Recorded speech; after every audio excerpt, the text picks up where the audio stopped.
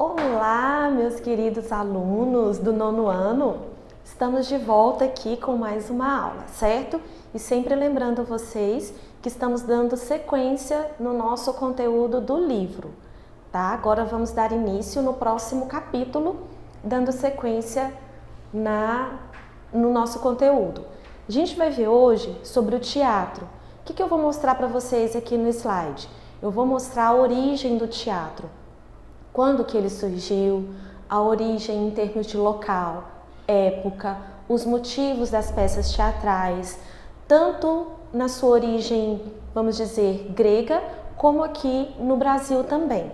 Então, no decorrer dos slides, são esses motivos que nós vamos ver aqui nesse conteúdo, tá bom? E lembrando sempre, pessoal, que tudo que vocês vão ver aqui nessas imagens e todas as explicações que eu fizer estão sempre baseadas no livro. Tudo foi retirado do livro. Então não se preocupem, peguem o livro de vocês, vão acompanhando as explicações com o livro em mãos que vai dar tudo certinho, tá bom? Então vamos lá. A origem do teatro. Quando foi que tudo começou?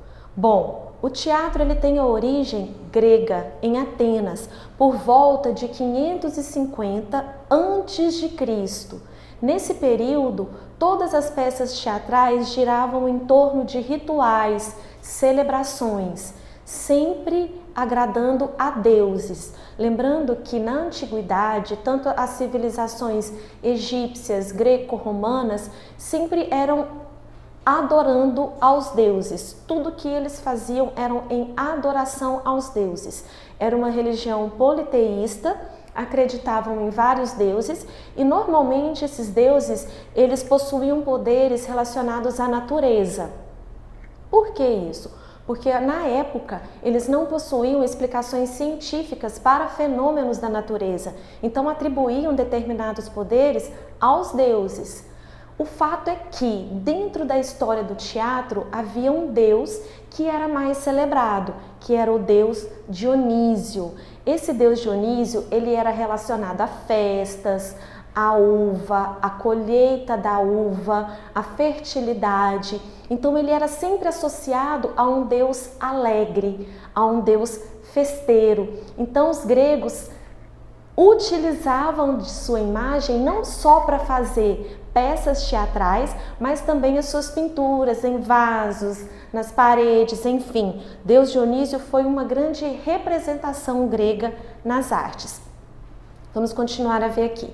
Então, na Grécia Antiga, esses locais onde eles produziam as peças teatrais eram locais que eles faziam diversas outras comemorações, mas sempre ritualísticas.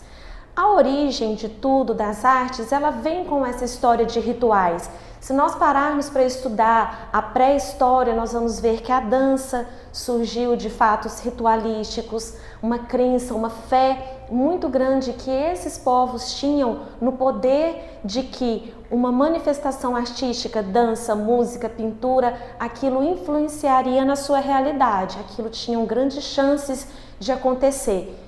E na Grécia Antiga não era diferente. Essas homenagens, essas comemorações que eles faziam em relação aos deuses, nada mais eram do que mostrar a sua fé, a sua crença. Vamos lá, continuando aqui então.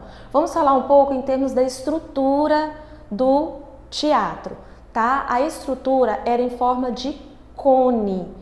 Os primeiros teatros, quando começaram a surgir as primeiras encenações gregas, já possuíam esse formato.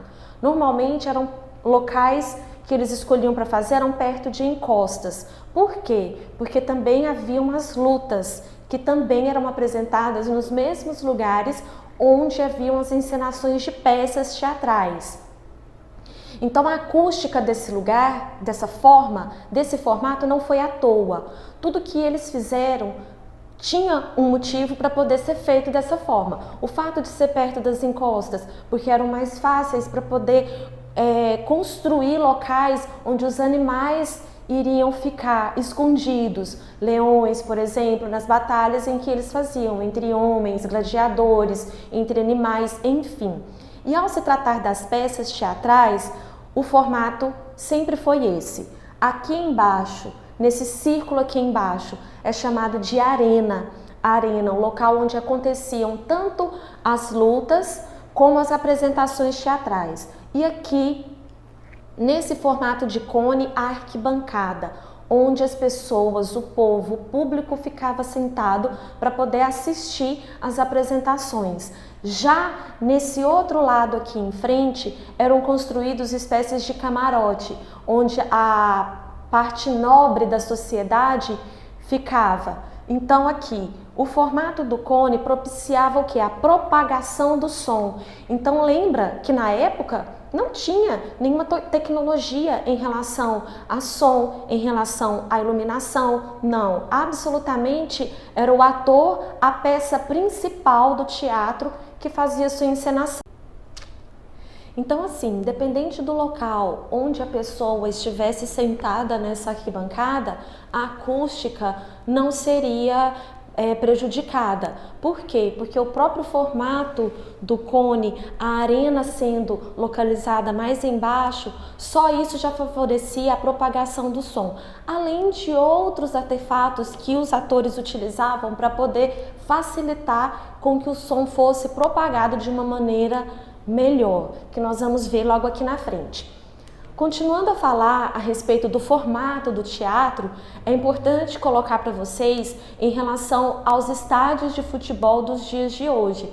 A acústica na época era tão perfeita que serviu de inspiração para a construção de futuros estádios de futebol, que são dessa forma. Se a gente analisar o formato do estádio de futebol, nós vamos ver a arquibancada, que contorna todo o campo de futebol, que fica no local onde seria a arena do teatro, ou seja, mais embaixo, e toda a arquibancada seguindo o formato de um cone e a céu aberto, assim como eram os teatros gregos também. Então serviu de inspiração, lógico que hoje contamos com toda a tecnologia de iluminação, de som, mas enfim, o formato serviu para essa inspiração devido à sua perfeição acústica até os dias atuais. Esse daqui ficou até mais clara a imagem para vocês enxergarem.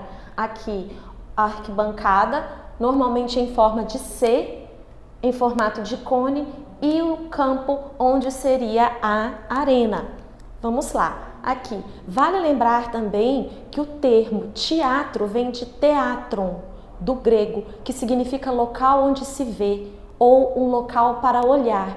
Então, o próprio nome já estabelecia aquilo para qual finalidade aquela apresentação seria, para o público apreciar, para o público observar. Todas as encenações seriam um local tanto de diversão, de distração, entretenimento.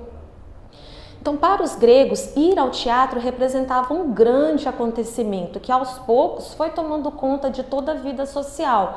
As peças, inclusive, o estilo de peça, se era comédia ou se era tragédia, tudo isso fazia um direcionamento a uma determinada classe também. Por exemplo, as peças com o tema em comédia, girando em torno da comédia, eram peças direcionadas mais ao público, ao povo. Já as tragédias, a classe mais elevada da sociedade tinham o hábito de apreciar mais as tragédias. Com o passar do tempo, as festividades foram evoluindo em termos de organização e elaboração, até chegar ao que nós conhecemos de teatro nos dias de hoje. Hoje sim, as peças são bem elaboradas, possuindo enredo, atores, plateia, encenação e uma diversidade de profissionais trabalhando junto para que um teatro aconteça. É o figurinista, é o cenográfico, também para tratar de todo o cenário, a iluminação, o som. Hoje existem profissionais que tratam de cada questão em específico para que uma peça teatral venha acontecer de maneira mais elaborada para nós nos dias de hoje. Na época não tinham, mas também não era por isso que as peças deixavam de ser apreciadas. Muito pelo contrário, era um grande entretenimento da época.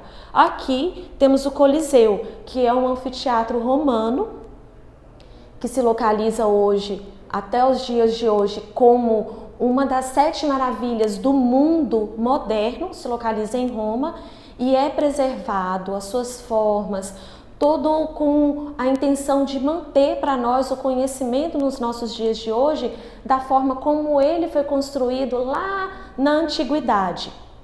Vamos falar sobre os vasos gregos agora, sempre com desenhos em homenagem ao deus Dionísio. Vem novamente o deus Dionísio entrando em cena. Então, por ele ser esse deus festivo, esse deus alegre, o deus da uva, do vinho, e os gregos apreciavam muito as festas regadas a uva, a vinho, então o deus Dionísio era sempre presente. Então, as primeiras encenações teatrais eram em homenagem ao deus Dionísio, e as pinturas gregas também, os pratos, os vasos, toda a cerâmica grega eram peças utilitárias, mas que eles enfeitavam com desenhos em homenagem também ao deus Dionísio. Aqui mais alguns exemplos para vocês. E vamos lá dando continuidade, falando agora das máscaras, da função das máscaras. A máscara, ela servia tanto para caracterizar melhor o personagem, como atributo ali de características físicas do personagem, como também para propiciar melhor o som. Eu falei da estrutura arquitetônica do teatro, na forma do cone e da arena lá embaixo, e também agora a outra função da máscara. No interior das máscaras também havia, no local da boca, um formato de cone. Aquilo também ajudava a fazer com que o som se propagasse, que ele chegasse a uma distância maior, para que todos pudessem apreciar as apresentações teatrais. Então vamos lá, aqui a gente vê alguns formatos de máscaras dos personagens e vamos ver agora do que elas eram feitas.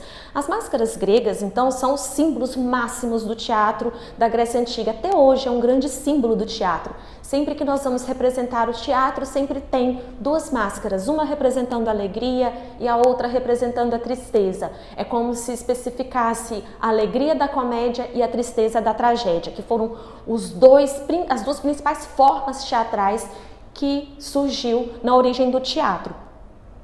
Então, esses acessórios tiveram origem nas festas dionisíacas e em seguida foram incorporados aos principais gêneros das peças daquela época, então, como a tragédia e a comédia.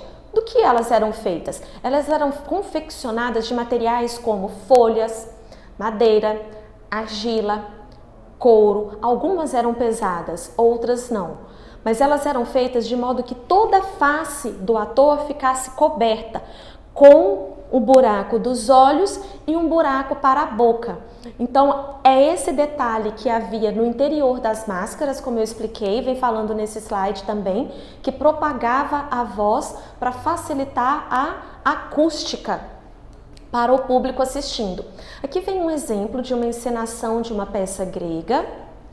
A expressão facial, que era fundamental em cada máscara, ela colocava mais vida ao personagem, ela atribuía as características emocionais, físicas de cada personagem. Então aquilo facilitava para que aquela peça se tornasse mais real e melhor compreendida também pelo público. Bom, os teatros, eles eram a céu aberto, como podemos observar de acordo com o formato arquitetônico.